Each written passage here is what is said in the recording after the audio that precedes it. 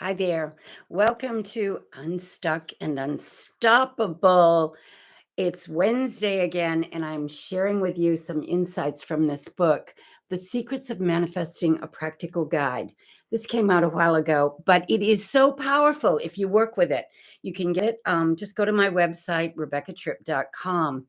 Today, I'm going to talk about happiness because a lot of people, they tell me, and appear to be in our culture, getting more and more unhappy and depressed, even over things that they feel they have no control over, or they don't know how to find happiness. Well, I'm here to tell you, I've studied consciousness for many years now, and the one thing I've learned, it's an inside job.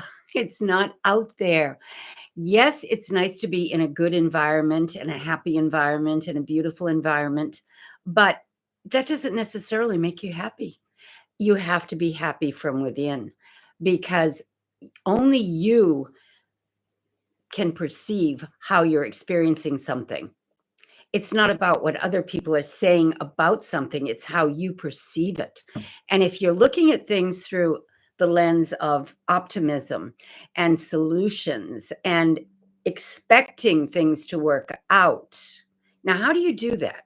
You have to program yourself to be very, very optimistic and positive. Many people do it by going on a spiritual journey and discovering that there is a God, there is a spiritual dimension. There is a way to organize your mind in a way that you can focus on what you want instead of what you don't want. Because, those neurons in our brains always default to whatever our comfort zone is. And very few people really analyze and study what their actual comfort zone is. Your comfort zone is programmed into you. Usually the first, and it's not usually, but it really is, the first 7 years of your life are very powerful. The input that you get from family, religions, cultures, countries, parents, things that people say to you, impressions that you get when you're very young, up to the first 7 years of your life, you take in like a sponge. And if you're always trying to stay in your comfort zone, which is what your mind will do to you, it will default back to whatever it is that makes you safe. Maybe having a lot of money was programmed into you to be a good thing. So you find ways to make a lot of money.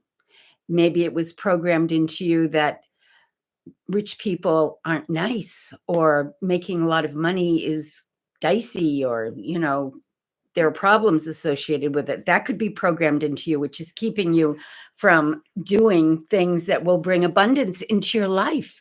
You need to take a look at how you really think and feel about certain things.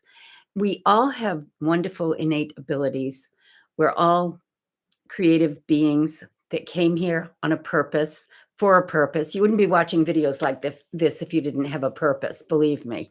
If you were just a 3D person mucking around the planet, waking up every day and just doing the same thing over and over and over again, like Groundhog Day, you wouldn't be interested in things metaphysical. But if you're working on yourself and you're doing that inner work, which is so important now, because life can be full of surprises. And I think there are a lot of surprises coming down the road with the way things are moving with AI and finance and globalization, and, people being polarized and having very strong opinions about everything. I think we need to, at this point, do that inner work where we're becoming more and more of an observer. Become an observer.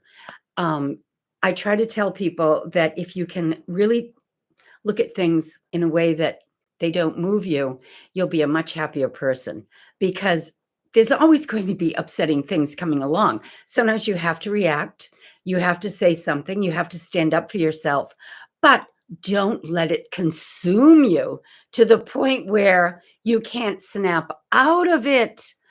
Some people become victims for the rest of their lives. They can never, ever, ever stop the pain of something that someone inflicted on them. And you know what?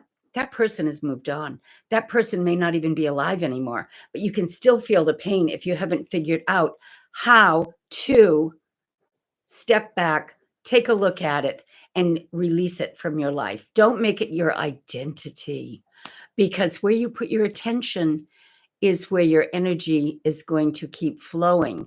And I know one of the things I had to learn as a crew member was the law of non-resistance. Every now and then I'd say to my fellow flying partners, do I get to go to the monastery yet? You know, because I'd be inundated with the work, the passengers, the travel, the hotels. It was a lot of work, but it was a lot of fun. And it was a very, very interesting experience.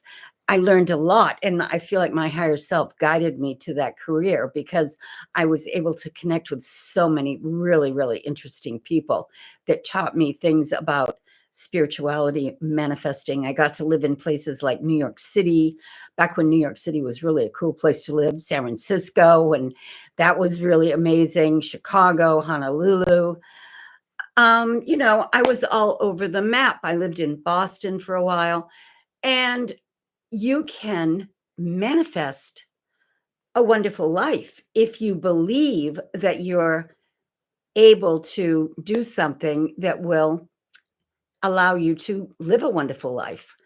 And for me, it was being a crew member. It was perfect. It was absolutely perfect. I dabbled in other things, but I found them not to be as interesting as getting on the jet and traveling around on the airplane. So once again, happiness is an inside job. I've said this in the book. You know, I went to a Yale University graduation when a couple of years ago, my nephew graduated. The number one course at Yale was how to be happy for the students. A professor had put together a course on psychology, teaching people how to be positive, how to be happy, how to get to a place where they weren't stressing all the time. Same thing happened at Harvard. There was an Israeli professor who created positive psychology. And, you know, the great religions that teach you how to be happy are around. The mystics have always talked about how to go within to solve your problems. You're not going to solve problems when you're trying to go out into the outer world to move things around. That's temporary. To really solve a problem and get yourself into the mindset of there are no problems, only solutions, you have to be able to go within, feel it, and believe it. And that's why I also love the Silva techniques. The mental video technique, which is the core of the Silva training, I do everything single night still. I started teaching it in 2004. I trained a few thousand people. And every night when I'm falling asleep, I program. If something's coming up the next day, I visualize it going very harmoniously, very effortlessly, everything working out in a positive way. And it has an impact, and things will flow better when I, rehearse it the night before.